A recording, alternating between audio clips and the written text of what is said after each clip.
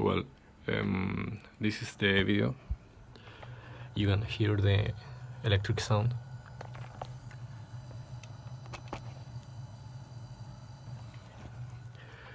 Maybe in the video you can't hear as loud as in the reality, but when I launch CPU and start the bench option to stress the CPU,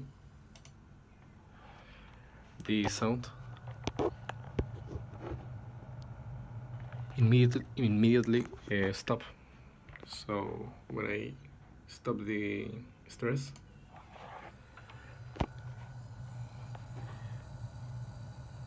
the noise is back. So